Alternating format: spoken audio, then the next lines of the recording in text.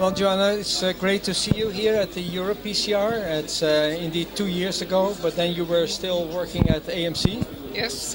In the meantime, moved to Groningen. Absolutely. And have set up your interventional cardiology team, and very active with the QFR, enrolling for the Pioneer 4 study. I mean, you're the first enroller. Right, we are very proud of our accomplishments, so we love working with the QFR software, and of course within the Pioneer trial we get plenty of opportunity to do that. So. Yeah, absolutely. So you basically, with all your enrollment, you use it on a daily basis. Yeah, right. We enroll a couple of patients a day, so and outside of the trial, when we have doubts about the severity of the lesions, we also use it simply clinically to confirm which lesion we need to treat. Is it significant or not? Yeah. In addition to the Pioneer trial, we also participate in the multi-vessel talent trial. That's patients with 3-vessel disease, and so of course there we rely a little bit on the core lab assessment of the 3-vessel disease, but we also do it on our own to sort of do a pre-core lab analysis and see where we are. So the multi-talent is indeed 3-vessel disease. In principle, the data are sent to the core lab in Galway, and they do the analysis, send the results back to you as a advice how to treat the patient. But you also do your own analysis, and you can see whether any differences between one and the other. It's always interesting. I mean, most of the time we are right on target. Sometimes there are small differences in how we analyze and approach the vessel versus lesion, longer or shorter segments of the blood vessel.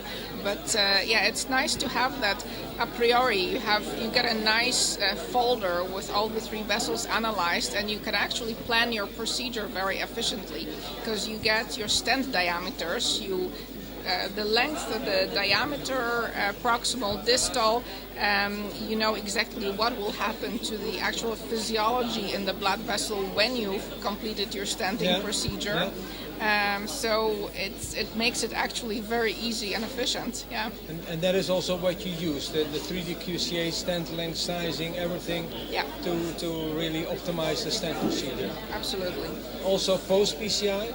Yes, so I'm actually very proud of myself when my QFR is 0.99 of 1 post-stenting procedure. Yes, but anything above, of course, 0.91 is good.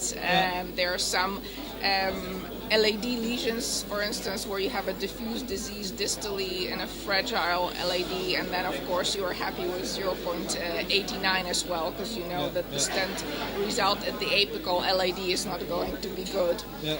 So you have to use your clinical judgment and not just the numbers. It's very useful technology. That is, of course, just as you mentioned about diffuse disease. We are now, the PPG index.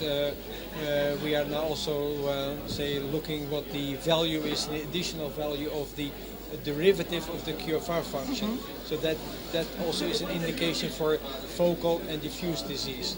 Of course, you can very well judge whether it is diffuse disease, but then at least we have numbers that maybe help also with a particular threshold to decide what you need to do. Absolutely, and I think it may alter your strategy. I mean, you can imagine that the combination perhaps of stenting strategy for the proximal vessel and maybe balloon dilation with drug-eluting balloons for the distal vessel when it's diffusely diseased, that you could also do that kind of strategy based on the QFR analysis.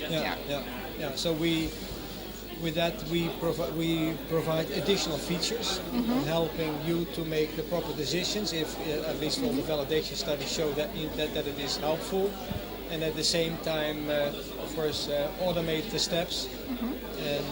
Absolutely. I mean, I think when you make a good angiogram, it's fairly easy for the fellow or your research nurse or a physician assistant to easily do the analysis, but the more automated and the more artificial intelligence features in the software, the better, I think. So it's already, I think, faster than using FFR wires, but I think the future is very bright. So what is a good a good suggestion for a good angiogram? Sorry, a good angiogram. Well, I think you have to give nitro if possible. I mean, that's highly recommended. I think you choose your projections to display the vessel properly so you don't have much foreshortening. The two angiograms that you do of the vessel have to be 25 degrees apart. And you want to avoid overlap. So, I mean, it's basic angiography. It's what we also used for the QCA and 3D QCA analysis. So I think it's back to basics, and I think the fact that your technology also improves our angiographic skills is wonderful, because it means also in that respect better diagnosis for patients. That is also what we hear often.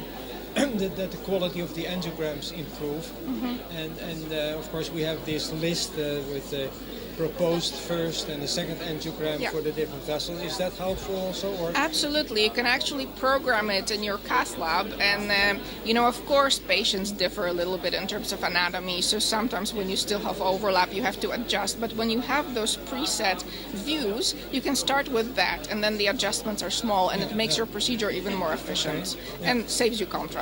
Yeah, absolutely. So that is wonderful to hear, and like we just mentioned, you are involved actively in the Pioneer 4, in the multi-talent study, other studies that you are doing, so we'll hear a lot more from you in the near future. Absolutely. We hope that we'll get data soon, and we'll be able to prove to the rest of the world with the numbers that this is a wonderful technology. Fantastic. Well, thank you very much for your interview, and we'll be in contact. Thank you. Thank you so much. Thank you.